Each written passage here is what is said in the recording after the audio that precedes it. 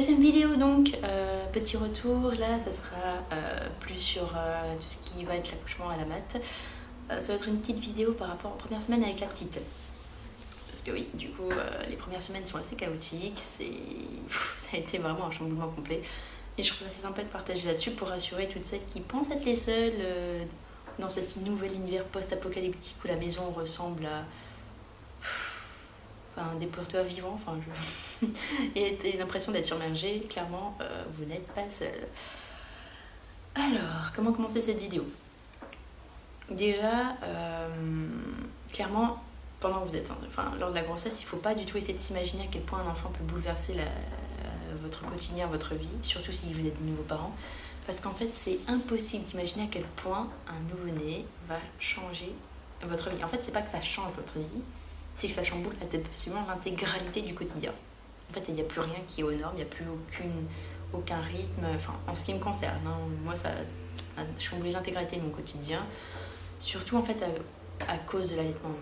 Non, c'est peut-être pas le bon terme, mais en fait, avec l'allaitement, vu que les bébés digèrent en l'espace de 30 minutes au lieu de quelques heures le lait maternel, et bien en fait, on passe notre temps à donner notre sein, donc tout le reste, on ne peut plus du tout le faire.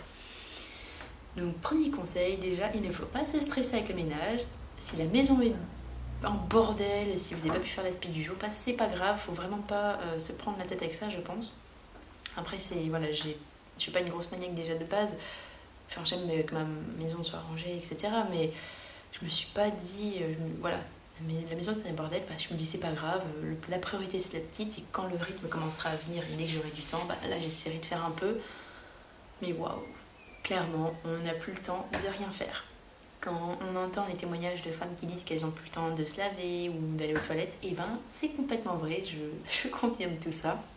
On n'a plus le temps de rien faire, au point même en fait où je finis parfois par aller aux toilettes avec la petite, avec la petite sur les bras, parce qu'en fait sinon, pendant 4-5 heures, ça devient long au bout d'un moment. On craque, clairement. La douche, généralement, tout au début, surtout, je la prenais uniquement quand le père rentrait, que je pouvais lui refourguer la petite quelques minutes, parce que sinon je pouvais pas me doucher, ça aurait été très compliqué. Donc heureusement, le père a pu prendre un peu la relève quand même quand il rentrait du taf.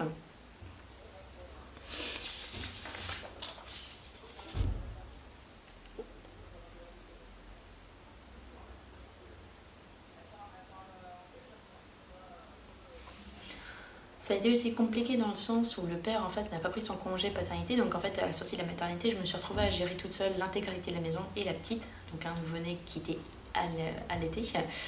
Donc si vous pouvez, si votre conjoint peut prendre le congé paternité en sortant de la maternité, clairement il ne faut pas hésiter parce que c'est vraiment très compliqué pour une mère à devoir tout gérer cette nouvelle vie seule.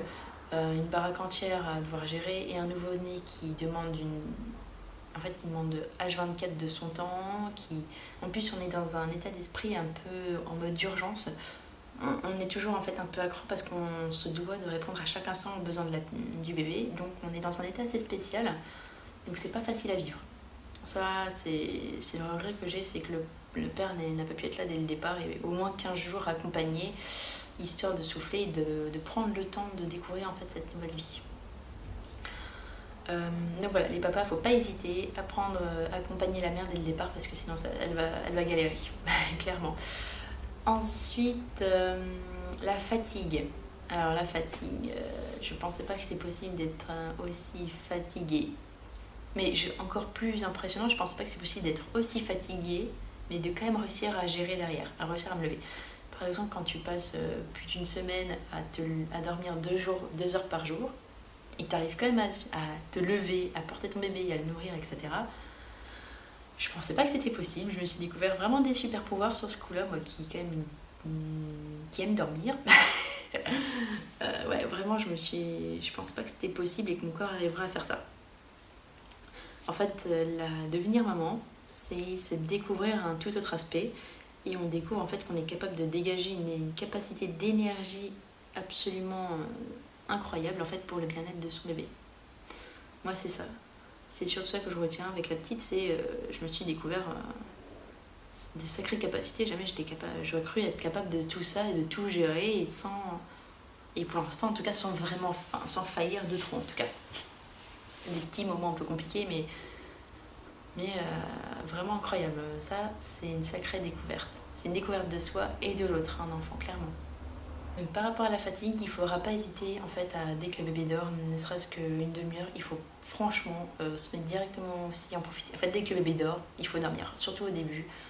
Sinon, en fait, on s'en sort pas. Tant pis la baraque, ça, c'est pas la priorité. Vraiment, d'abord, c'est la fatigue. Essayez de cumuler le moins de fatigue possible, le moins de retard de sommeil, parce que sinon, après, c'est ingérable. Donc, il faut dormir un maximum. Je reviens avec la petite, elle s'est réveillée. Donc, je vais essayer de la mettre au sein pour qu'on soit un peu tranquille, qu'elle ne me gêne pas trop sur la vidéo. Hop, elle a un chaton.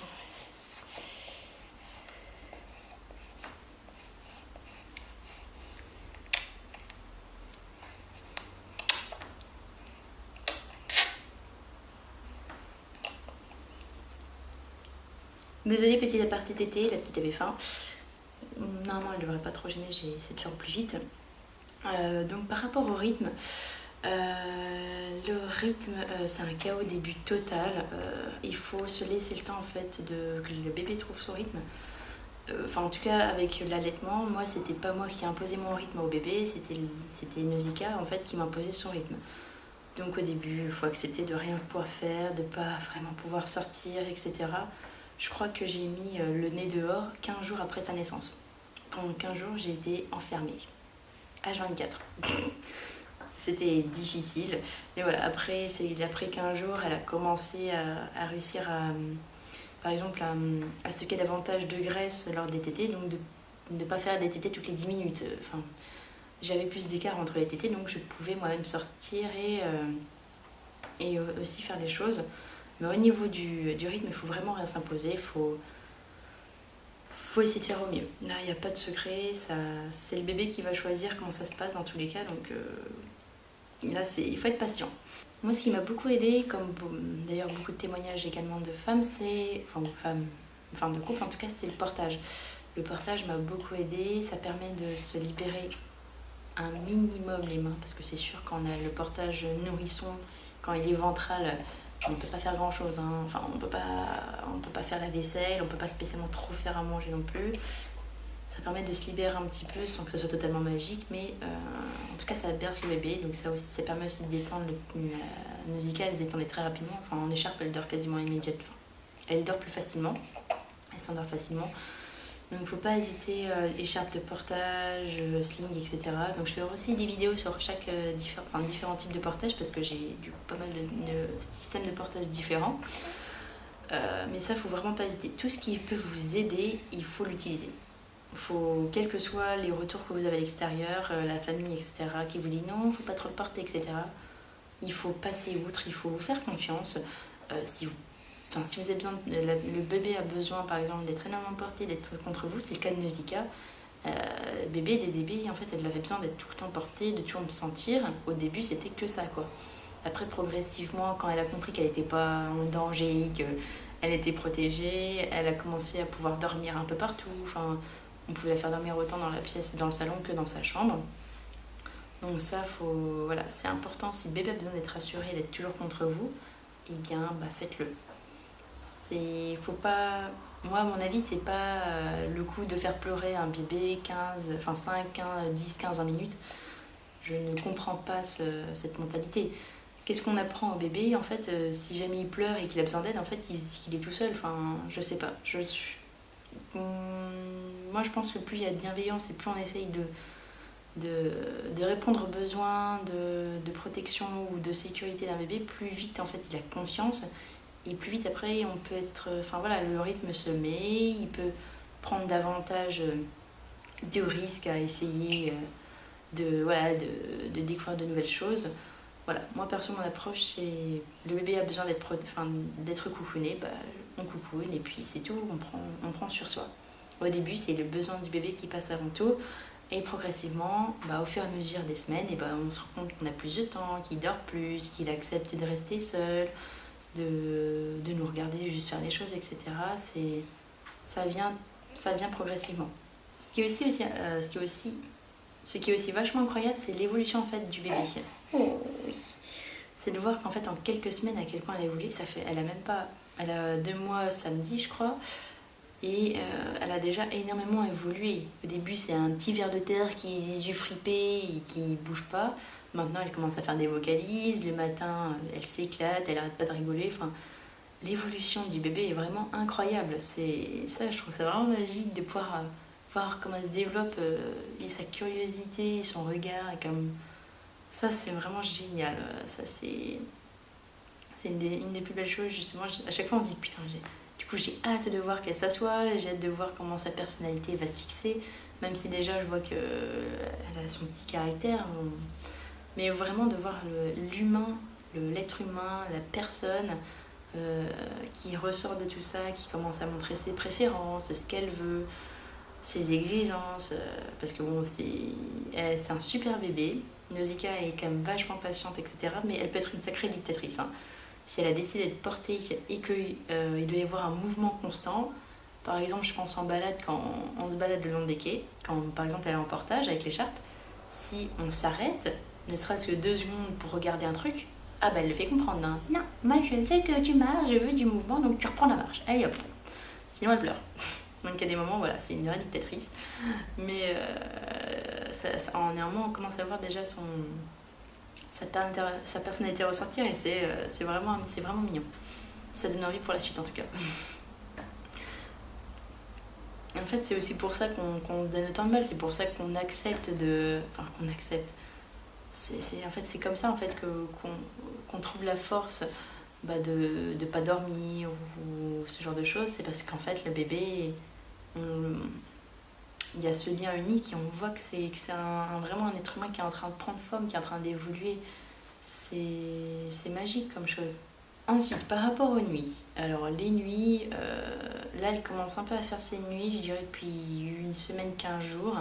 Bon, il y a des jours où elle recommence à me réveiller toutes les 2 heures pour les tétés, mais je pense que c'est parce qu'elle a trop chaud et du coup elle se déshydrate trop rapidement. Donc en fait je vais moins la couvrir, parce que je crois que je mets trop de couches. Du coup elle est très rapidement réveillée. Mais sinon elle m'a fait des nuits où elle dormait pendant 6-7 heures d'affilée, et ça fait un bien fou. Donc comparé aux premières nuits où je faisais des nuits blanches complètement, hein. J'ai fait plusieurs nuits blanches de la suite. Là elle commence vraiment à trouver un rythme. Donc c'est soit quand les mauvaises nuits, en gros elle me réveille plus ou moins toutes les 2 heures pour manger, ou une bonne nuit, là on est à 7 heures à peu près. 6-7 heures, et elle dort bien. Le matin après elle est de bonne humeur. Je lui donne un bon quoi, elle fait une bonne grosse tétée juste après, mais voilà, après ça se passe vachement bien, elle est de bonne humeur, elle a bien dormi, et elle le fait comprendre clairement. Quand elle a bien dormi, elle est au taquet. Voilà pour cette petite vidéo donc, par rapport aux premières semaines avec bébé. J'en ferai d'autres. Je vais donc en faire une aussi, comme dit sur la précédente vidéo, j'en ferai une pour l'allaitement, parce que c'est important de faire le point, et vu que la petite a allaité et que j'ai aussi rencontré des difficultés, je trouve ça important de pouvoir partager. J'ai aussi en faire une par rapport au reflux gastrique, parce que la petite a souffert de reflux gastrique et ça a été très compliqué à gérer, comme tout le problème d'ailleurs qu'on a avec un nouveau-né. Hein. C'est difficile à gérer, surtout en tant que parent complètement amateur et nouveau parent. Je vais aussi faire donc une vidéo par rapport aux couches lavables, parce qu'on peut enfin démarrer plus sérieusement les couches lavables, parce qu'au début elle était trop petite, donc les couches il y avait des fuites, mais là ça commence à se lancer. Enfin, ces cuisseaux commencent à être suffisamment bons cuisseaux pour en fait qu'il n'y ait pas de fuite. Donc ça c'est cool. Donc je vais faire un point couche, et je vais aussi vous faire un point sur tout ce qui est portage, les différents systèmes. Et je vais recevoir 2 beaux modèles, 2 super modèles que j'ai trouvés sur Vinted. Et j'ai fait une petite vidéo de présentation parce que ouais, là c'est vraiment des jolis produits et j'ai très hâte de vous montrer tout ça. Donc il y a pas mal de vidéos que je suis censée tourner. Je vais essayer de faire au mieux pour rentrer dans mes créneaux et tout enregistrer au mieux. Voilà. En tout cas, je suis contente de pouvoir relancer la chose. Ça faisait déjà plusieurs semaines que j'avais envie d'enregistrer.